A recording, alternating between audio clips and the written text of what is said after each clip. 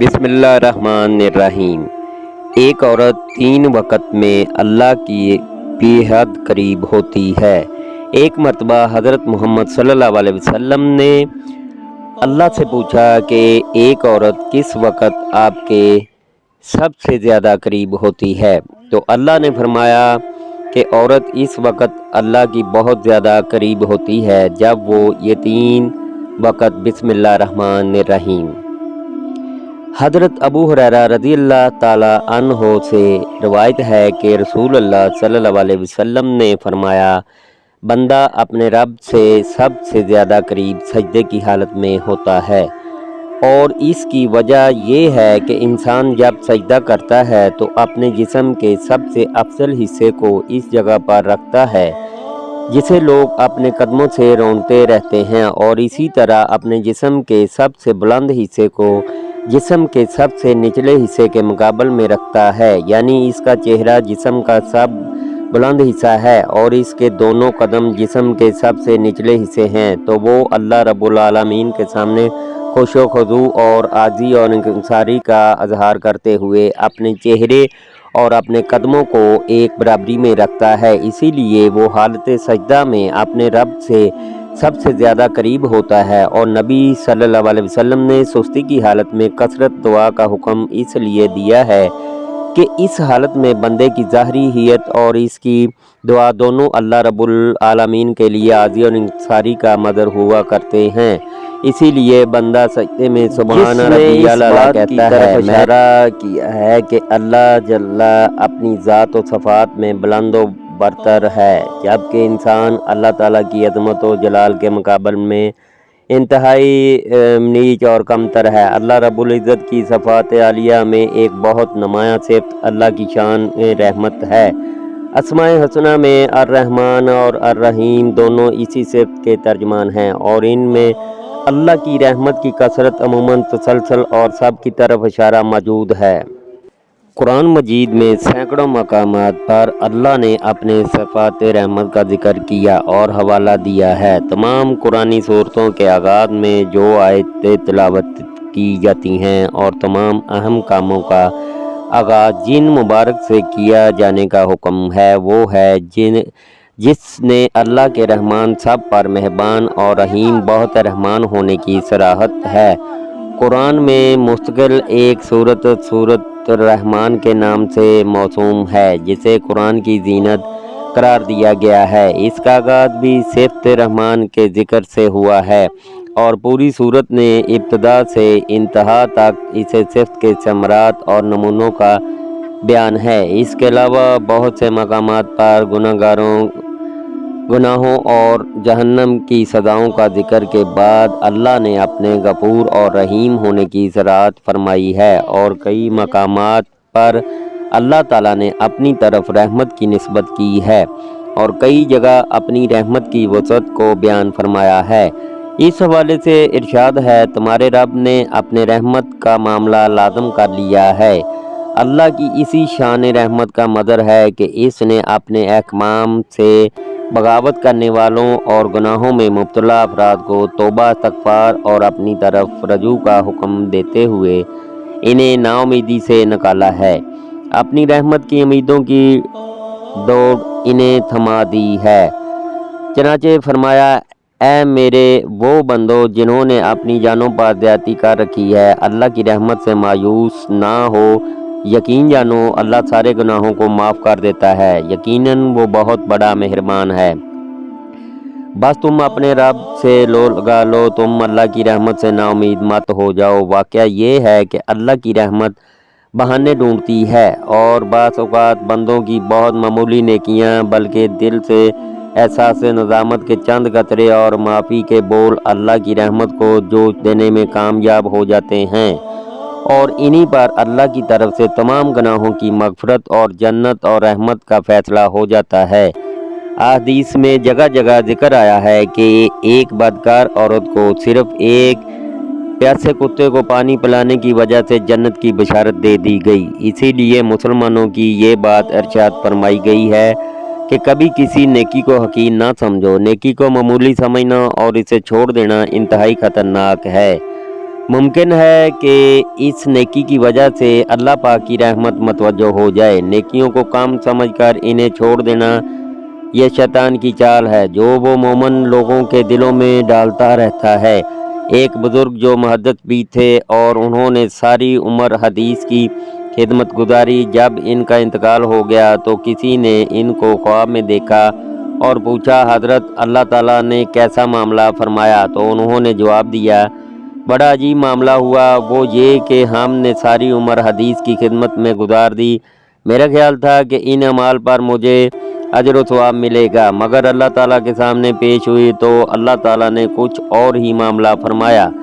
अल्लाह ताला ने मुझसे फरमाया कि हमें तुम्हारा एक अमल बहुत पसंद आया, वो ये कि एक दिन तुम हदीस शरीफ लिख रहे थे, जब तुमने अपना कलम व दुआत में डुबोकर निकाला तो वक्त एक प्यासी मक्खी आकर इस कलम की नोक पर बैठ गई और स्याही चूसने लगी। तुम्हें इस मक्खी पर तरस आ गया। तुमने सोचा कि ये मक्खी अल्लाह की मखलूक है और प्यासी है, ये स्याही पी ले तो फिर मैं कलम से काम करूं। चनाचे इतने देर के लिए तूने अपना कलम रोक लिया और इस वक्त तक कलम से कुछ नहीं लिखा जब तक वो मक्खी इस कलम पर बैठकर स्याही चूसती रही। ये अमल तुमने खालस मेरी रज़ामंदी की खातिर किया, इसलिए इस अमल की बदौलत हमने तुम्हारी मग़फ़िरत फरमा दी और जन्नतुल फ़िरदौस अता कर दी। रिवायत में आता है कि क़यामत के दिन अल्लाह रब्बुल इज़्ज़त दो बंदों को बुलाएगा और इनसे फरमाएगा कि तुमने दुनिया में बेशुमार गुनाह किए हैं, अब तुम्हारा ठिकाना जहन्नम है, जाओ जहन्नम में जाओ। इस हुक्म को सुनकर इनमें से एक बहुत तेज़ी से चलकर जहन्नम की तरफ चल पड़ेगा, दूसरा धीरे धीरे चलेगा और बार बार मुड़कर अल्लाह को देखेगा। अल्लाह ताला इन दोनों को वापस बुलाएगा और पहले शख्स से सवाल करेगा कि मैंने तुम्हें जहन्नम में जाने के लिए कहा, तुम तेज़ी से चल पड़े, इसकी क्या वजह थी? वो बोलेगा, ऐ मेरे रब, मैंने दुनिया में आपका हर हुक्म तोड़ा, अब आपने ये आखिरी हुक्म दिया तो मैंने सोचा कि अब ये हुक्म नहीं तोड़ूंगा, इसलिए मैं तेज़ी से चल पड़ा। अल्लाह दूसरे से फरमाएगा, तुम बार बार पीछे मुड़कर क्यों देख रहे थे? वो अर्ज़ करे, आपकी रहमत की उम्मीद में। बस ये सुनकर अल्लाह ताला दोनों से राज़ी हो जाएगा और दोनों के हक़ में जन्नत का फ़ैसला फरमा देगा। कहने का मकसद ये हुआ कि अल्लाह के करीब होना बहुत आसान है कि नेक अमाल करके अल्लाह का कुर्ब हासिल कर लिया जाए। तो नादरीन, अब बात करते हैं कि एक मुसलमान औरत 3 औकात में अल्लाह के बेहद करीब होती है। नादरीन, इस वीडियो में बताए गए कि वो कौन से 3 औकात हैं जब एक मुसलमान औरत अल्लाह की बेहद करीब होती है। लेकिन आइए सबसे पहले ये जान लेते हैं किसी नेकबख्त औरत पर तोहमत लगाना कैसा है, यानी किसी औरत के बारे में ऐसी झूठी बात कहना कि जो इस औरत में ना पाई जाती हो, तो फिर इसकी सज़ा क्या है। एक मरतबा एक शख्स हज़रत अली रज़ियल्लाहु ताला अन्हो से पूछने लगा कि या अली, बताइए कि वो कौन सा मर्द है कि जिसकी तमाम उम्र की इबादत इसके मुंह पर मारी जाएगी और वो बग़ैर हिसाब व किताब के दोज़ख में जाएगा। बस जैसे ही ये पूछा गया तो हज़रत अली रज़ियल्लाहु ताला अन्हो ने फरमाया कि ए बंदा खुदा, याद रखना, मैंने अल्लाह के रसूल सल्लल्लाहु अलैहि वसल्लम से सुना है कि जो मर्द किसी औरत पर तोहमत लगाता है तो अल्लाह इस मर्द की सारी नेकियां इसके मुंह पर दे मारता है और अल्लाह के फरिश्ते इस पर मुसलसल लानत भेजा करते हैं और यूं वो दुनिया में रुसवा हो जाता और आखिरत में किसी भी नेकी का सिला नहीं पाता। वो शख्स पूछने लगा कि या अली, किसी औरत पर तोहमत लगाना इतना बड़ा गुनाह कैसे है?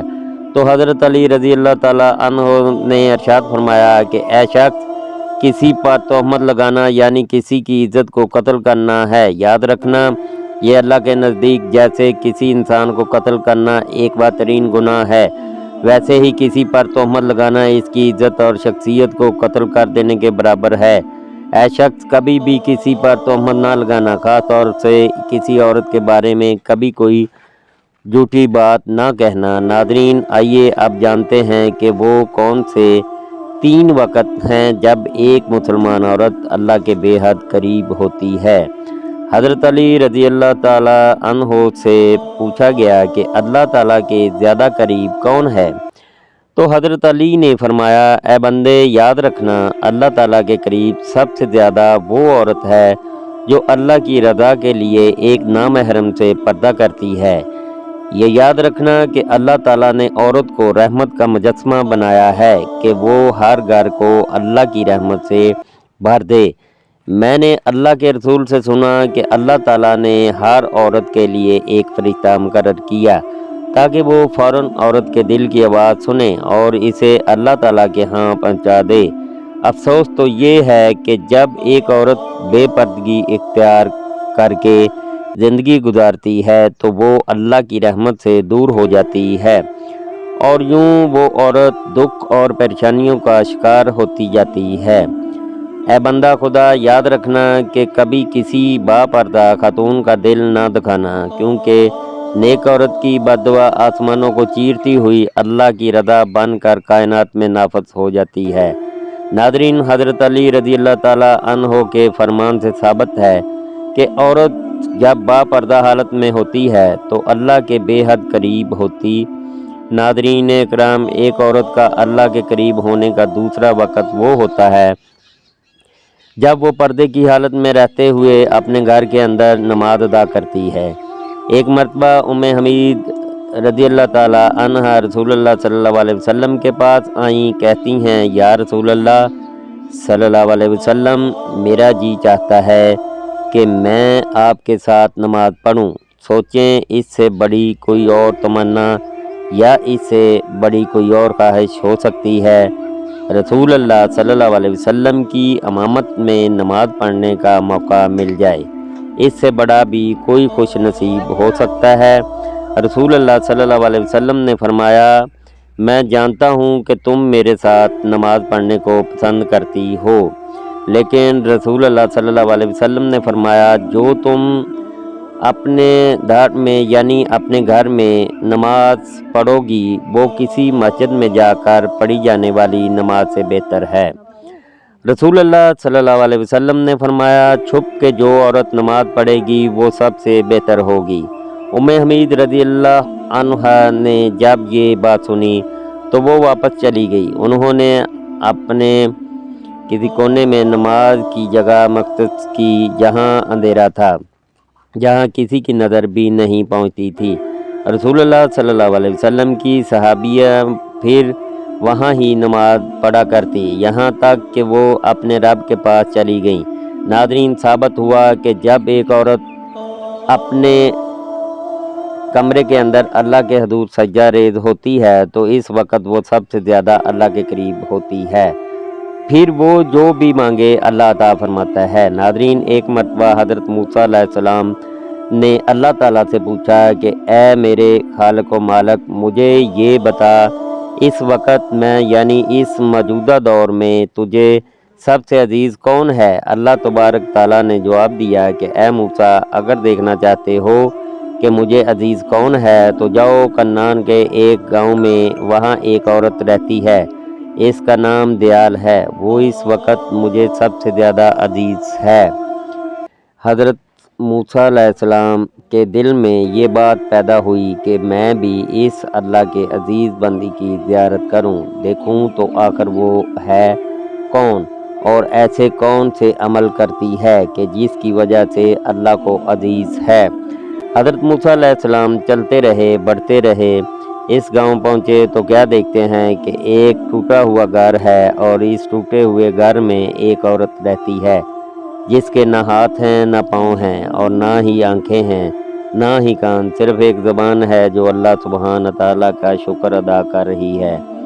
حضرت موسیٰ علیہ السلام نے دیکھا اور دل ہی دل میں کہا، اے میرے پاک پروردگار، تو نے اس عورت کو کسی نعمت سے نہیں نوازا، پھر بھی یہ تیرا شکر ادا کر رہی ہے۔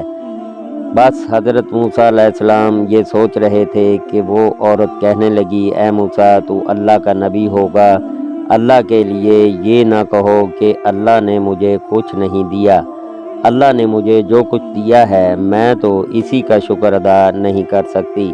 تو حضرت موسیٰ علیہ السلام نے پوچھا کہ وہ کیسے؟ تو عورت کہنے لگی کہ اے موسیٰ، اگر اللہ مجھے قدم دیتا اور میں ان قدموں سے چل کر باہر جاتی تو یقین گناہ کرتی، لیکن اللہ مجھے عزیز رکھتا ہے، اس لیے ایسے تمام گناہوں سے بچا لیا۔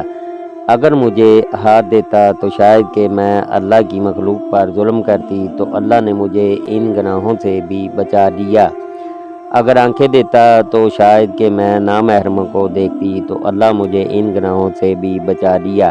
اگر اللہ مجھے کان دیتا تو شاید میں گانا بجانا سنتی، غیبت سنتی، اس لیے اللہ تعالیٰ نے مجھے ان گناہوں سے بھی بچا لیا۔